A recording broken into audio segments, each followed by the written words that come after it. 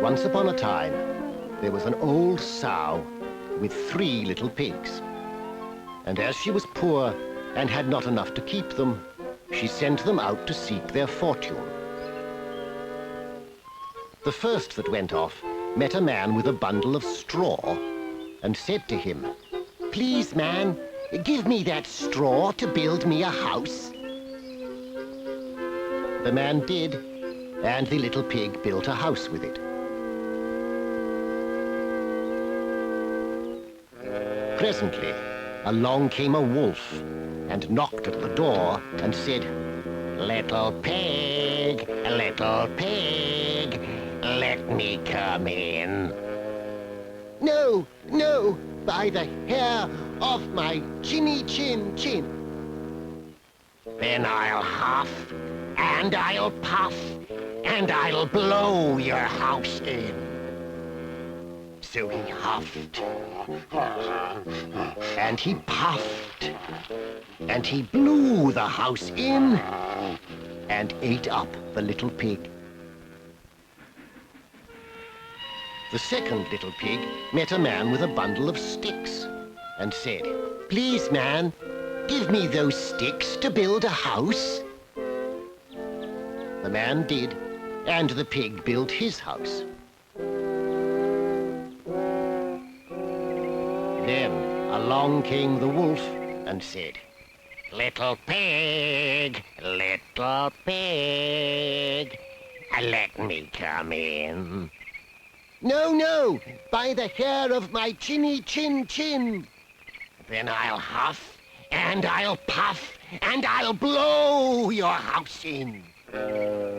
So the wolf huffed, and he puffed, and he puffed, and he huffed, and at last he blew the house in, and he ate up the little pig. The third little pig met a man with a load of bricks and said, "Please, man, give me those bricks to build a house with." The man gave him the bricks, and he built his house with them. The wolf came, as he had to the other little pigs, and said, "Little pig, let me come in." "No, no, by the hair of my chinny chin chin." "Then I'll huff, and I'll puff, and I'll blow your house in." Well, he huffed, and he puffed, and he huffed, and he puffed, and he puffed, and he huffed, but he could not blow the house in.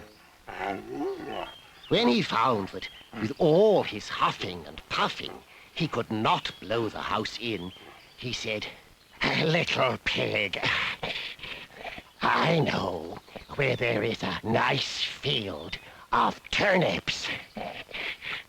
"Where?" "Oh, in Mr. Smith's field.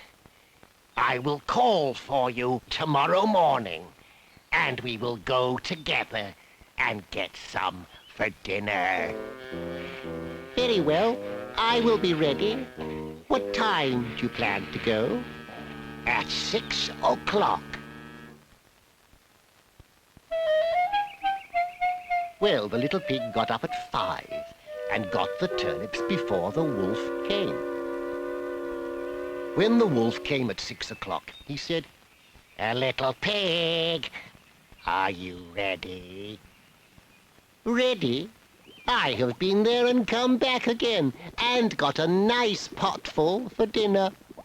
The wolf felt very angry at this, but he thought that he could fool the little pig somehow or other, so he said, "Little pig, I know where there is a nice apple tree." "Where?" "Down at Merry Garden. I will come for you at 5 o'clock tomorrow, and we will get some apples. Well, the little pig bustled up the next morning at 4 o'clock and went off for the apples, hoping to get back before the wolf came. But he had further to go, and he had to climb the tree. So that just as he was climbing down from it, he saw the wolf coming, which, as you may suppose, frightened him very much. When the wolf came up, he said, "What, little pig? Are you here before me? Are they nice apples?" "Yes, very. I will throw you down one." And he threw it so far that while the wolf was gone to pick it up, the little pig jumped down and ran home. The next day the wolf came again and said to the little pig, "A little pig, there is a fair at Shanklin this afternoon. Will you go?" "Oh, yes, I will go. What time shall you be ready?" "At 3.